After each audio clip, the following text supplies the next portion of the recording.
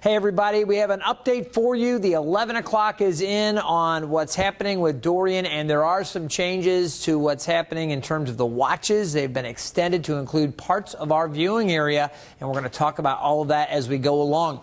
First of all, the latest on Dorian, the eye that was so beautifully defined in the satellite images yesterday, that is really closed in. The system is not nearly as strong as it was. It continues to weaken as it's been kind of churning up the waters. There's been more upwelling. It's a little cooler sea surface temperature that it's over right now, so it's weakened a little bit. The category strength now a Cat 2, and we'll talk about that. Notice this broad circulation, bands working towards Florida. Still a lot of rain, still rough along the Grand Bahama Island, but there are signs that it is starting to move a little bit. We're going to talk more about that. The reason we've got high pressure off to the northeast, and then we've got this trough that is going to dig over the eastern U.S. and eventually, while it's been very, very slow, in fact, nearly stationary over the last 24 hours or so, we're starting to see some indication it's going to move more to the northwest and then make that turn with that consistent forecasted path that we've been talking about, the turn to the northeast and coming very close to Cape Hatteras early Friday around sunrise on Friday. So here it is with the 11 o'clock update. 110-mile-per-hour winds, now a Category 2 hurricane, no longer a major hurricane at this point.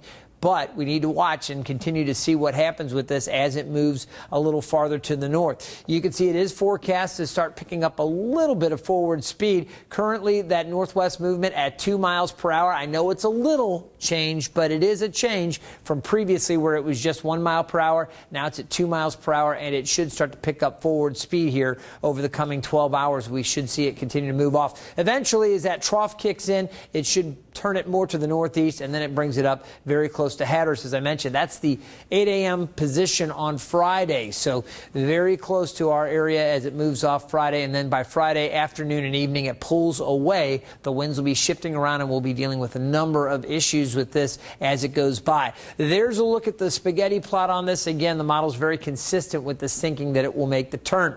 Now for the changes to the hurricane watches that are posted. It now extends a hurricane watch all the way up through Duck. It includes the Albemarle and the Pamlico Sound. So we're going to continue to watch this through Cape Lookout. There's a storm surge watch, so we'll continue to monitor the conditions, but you can see those hurricane watches now extend all the way up to Duck, so this is something else that we're considering.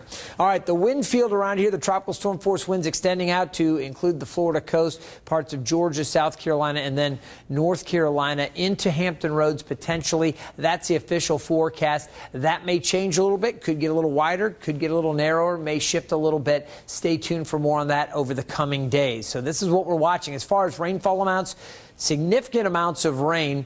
This is the European model with a lot of that rain closer to the coast and down to the south. I wanted to show you this and then show you another model, and these are just model outputs, but this is the GFS, and you can see this particular model has a heavier swath of rain back a little farther to the north and west. So it really depends on how the storm evolves as it comes through our area, but we'll look for rain to increase Thursday, the winds picking up with the rain Thursday night and then into Friday. By Friday afternoon, this stuff pulls away, the winds shift around, and we'll see the water levels again coming up as the storm approaches, and then once the winds shift around, they'll drop back down, but we'll be concerned with some sound side issues as we get into Friday, a little bit later, midday and during the afternoon.